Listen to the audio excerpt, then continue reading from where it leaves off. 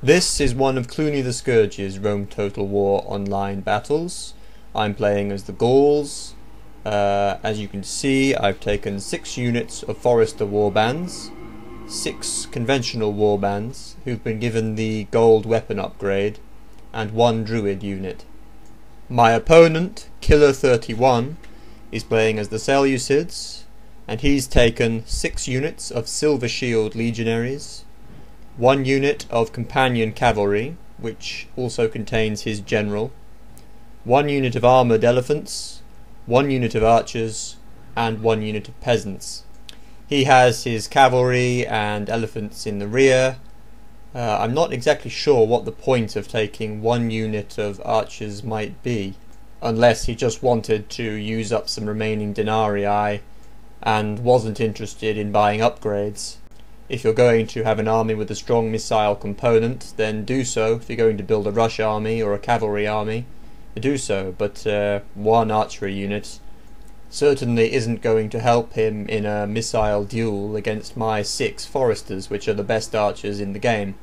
Now I've put half my foresters on loose formation in front of my main battle line, and 3 behind. The ones in front are set to skirmish mode, so they will flee back when the infantry engagement begins, and the others are not set on skirmish mode, so they will continue to release their missiles throughout.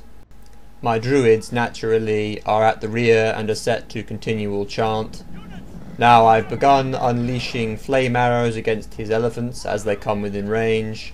I'm going to concentrate all of my foresters on that task until they run amok.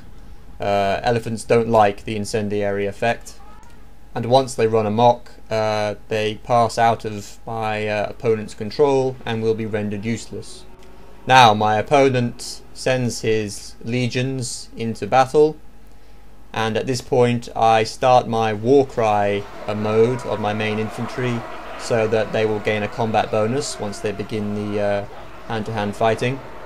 You see that he's deployed his legions in long thin lines, while my infantry are in much denser, heavily ranked blocks.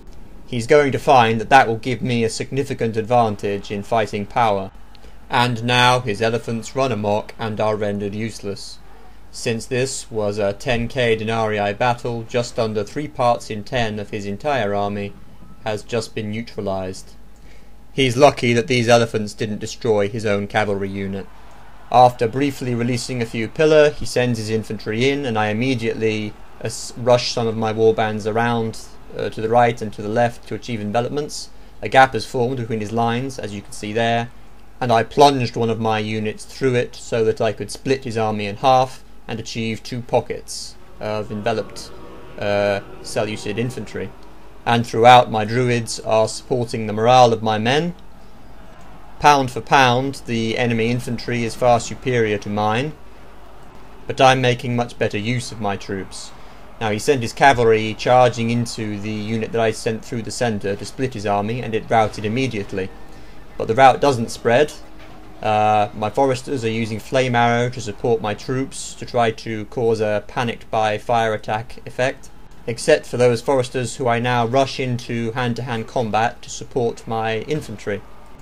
My general dies, which is an unfortunate setback, but between the druid morale effect, my continual enveloping moves, as you can see, I'm moving the whole of my right hand flank around to completely surround his cavalry in the centre, having routed all of his infantry on that side, and also between the sturdiness and resilience of my foresters, who are the best archers in the game and can handle themselves for a fair time in hand-to-hand combat. And with his general dead, a rout cascades pretty quickly. Over on my left I was much thinner, as you can see, but with the death of his general the battle is effectively completed.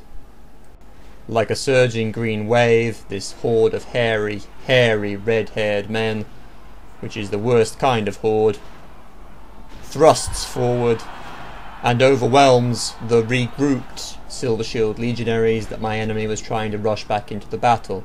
They arrived far too late. Now, what did my opponent need to do to win this battle? He should have kept his elephants back until the decisive moment when his infantry were engaged. Oh, and by the way, there they are dying as their drivers ram a spike into their brains. And just to rub it in, right next to them is the general unit fleeing for their lives, or for their mamas. If his elephants had been kept out of range of my foresters until the infantry battle was already in place, then he could have sent his elephants in and attempted to use their frightening effect to rout my barbarian infantry. Secondly, he should have deployed his infantry in denser blocks, not in long, thin, very vulnerable lines, and he should have sent them either to one or the other side of my army in an outflanking maneuver to dislocate my position, cause me to try to move my army to match him, instead of making a senseless frontal assault against me. He placed too much stock in the natural superiority of his infantry over mine.